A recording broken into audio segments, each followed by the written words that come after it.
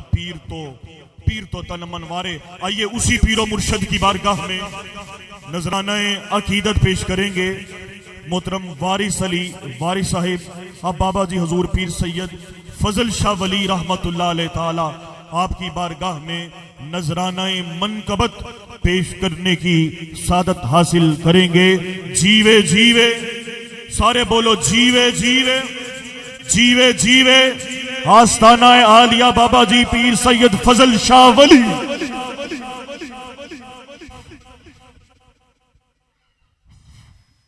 बिस्मिल्लाहिर्रहमानिर्रहीम। दोस्तों सज्जनों सारे इंतजामिया वालों पीर साहब वालों जी आया नू बाबा जी के दरबार से जिन्हों ते असी अज हाज़र हाँ उन्हों का कलाम मैं तुहाडे सामने पेश करांगा पीर साहब की इजाजत नाल। पीर फजल शाह रहमतुल्लाह अलैह पंजाबी अदब के अंदर ऐसा मकाम और मरतबा ऐसा काम कर गए ने कि 130-32 साल हो गए ने उन्होंने तो बाद कोई दूजा बंदा इस फील्ड किसी ने हाथ नहीं पाया उन्होंने। मैं पंजाबी का तालिब इल्म होने की हैसियत नाल क्योंकि पीर फजल शाह रहमतुल्लाह अलैह दे सारे कलाम की स्टडी मैं की। पीर साहब ने मेरी ड्यूटी लाई 3 दिन ते 2 रातां उस कमरे जो बाहर नहीं पीर साहब ने जानता जिनी देर थी कि प्रूफ रीडिंग नहीं कर दी सामने पीर साहब मौजूद ने। तो फजल शाह रहमतुल्लाह अलैह दा कलाम इन्ना वड्डा कलाम है कि इनू हाथ पाना या इनू समझना हर बंदे दे वस की गल नहीं। क्योंकि पीर साहब ने एक लफज नू अगर 10 मरतबा इस्तेमाल किया तो 10 बारी मैने वखरे वखरे ने। दुनिया की सब तो वड्डी जबान अगर है तो वह अरबी है। अरबी तो बाद अगर कोई दूजी वसी और बलीग जबान मैं बड़े वसूख ना कह रहा तो पंजाबी है जी दुनिया की वैसे भी 7वीं वड्डी जबान है। और अरबी के अंदर एक लफज 17 मैने ने और पीर साहब ने पीर फजल शाह रहमतुल्लाह अलैह ने एक लफज नू 10 मरतबा 4 लाइनों के इस्तेमाल किया। मैं तुहाडे सामने पेश करना वा। तो फरमाते ने कि जालम लोग मरेंदे वट्टे। बाबा जी जरा गौर ना लफज वट्टे वट्टे रोड़े भी कहते हैं। थोड़ी वजाहत करदा ताकि दोस्तों को समझ भी आ जाए। वट्टे किसी चीज़ के बदले कोई चीज़ ले लैनी इनू भी वट्टे कहते हैं। एक गर्मी का वट हुंदा एक अंदर का गुस्से का वट हुंदा ठीक है। एक 2 प्यालियां दरम्यान एक भी वट हुंदा उन्हें वाट ही कहते हैं। लेकिन अंदाज देखो सरकार का फरमान ने कि जालम लोग मरेंदे वट्टे असा ना मुख वट्टे। जालम लोग मरेंदे वट्टे असा ना मुख वट्टे।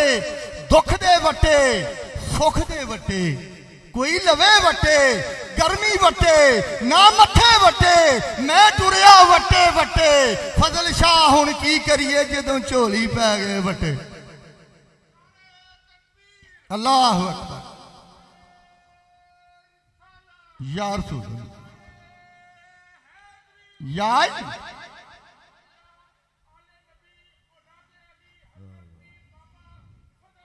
जिंदाबाद जिंदाबाद। तो फरमाते ने सरकार आप इतने नवे कोट रेंदे सन तो उसले लाहौर जिहड़ा सी ना 12 दरवाज़ियां दे अंदर सी उन्हीं लाहौर गिनिया जाता सी। 1890 फौज हुई सरकार। तो आप तो शहर चले तो किसी ने क्या शाह जी कितने चले हो? फरमान लगे कि मैं शहर चला वा।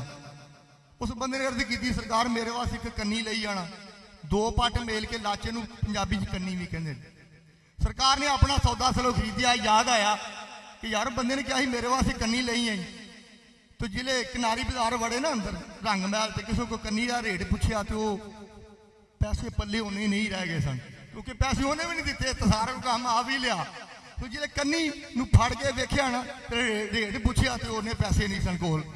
तो फरमान लगे कि कन्नी बहुत चंगी पर कन्नी कुछ नहीं। मेरी कन्नी कुछ नहीं। कन्नी बहुत चंगी पर कन्नी कुछ नहीं। होवे कन्नी मैं लवां खरीद कन्नी। मेरे पल्ले होवे कन्नी होवे मैं कन्नी खरीद होवे कन्नी मैं लवां खरीद कन्नी। ते कन्नी होण दियां सभे हैन गल्लां। जिहदी कन्नी है ओहदी गल है।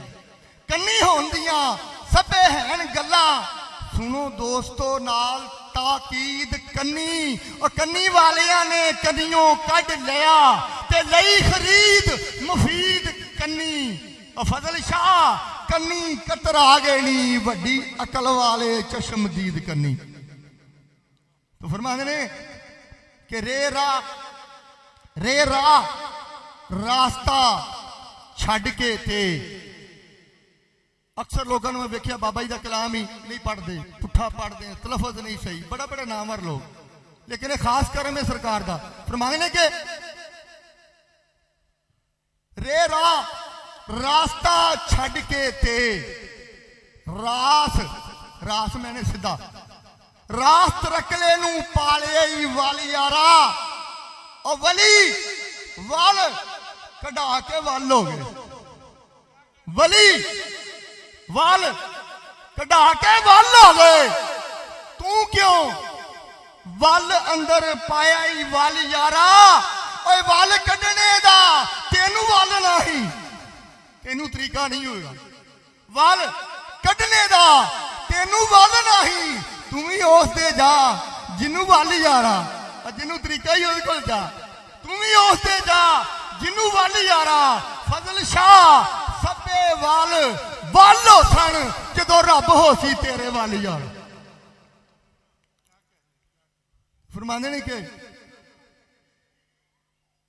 बेबवे फुल बड़ा फुल बेना बहादुर किदे नाल ने निशाना तो कोई हुंदा है ना। बेबवे फुल उत्ते बादे खिजानी याद बोल तेनू। बेबवे फुल उत्ते बादे खिजानी याद बोल तेनू।